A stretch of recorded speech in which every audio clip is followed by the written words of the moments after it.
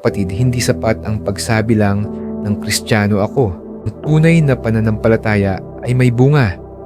Sabi sa Mateo chapter 7, verse 21, hindi lahat ng tumatawag sa akin ng Panginoon ay papasok sa kaharian ng langit, kundi ang sumusunod sa kalooban ng aking Ama.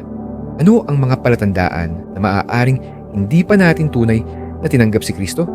Una, walang pagbabago sa buhay. Patuloy sa dating makasalanang gawain ng walang pagsisisi. Pangalawa, hindi nasasabik sa salita ng Diyos. Walang gana sa pagbabasa ng Biblia at pananalangin. Pangatlo, mas inuuna ang mundo kaysa sa Diyos. Kung mas mahalaga ang sariling kagustuhan kaysa sa kalooban ng Diyos. Ikaapat, walang tunay na pag-ibig sa kapwa. Kristiyano sa bibig pero puno ng galit, inggit at bitterness. Tandaan, totoong hindi instant ang pagbabago. Pero kung tayo ay hindi nabago sa mahabang panahon, para na din tayong walang pinagkaiba sa mga hindi tumanggap kay Kristo. Suriin natin ang ating sarili. Tunay ba nating tinanggap si Kristo?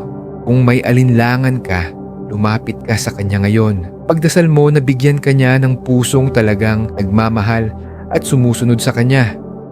Kung nagustuhan mo ang mga ganitong klaseng video, pindutin lang ang follow dahil nag-a-upload ako araw-araw.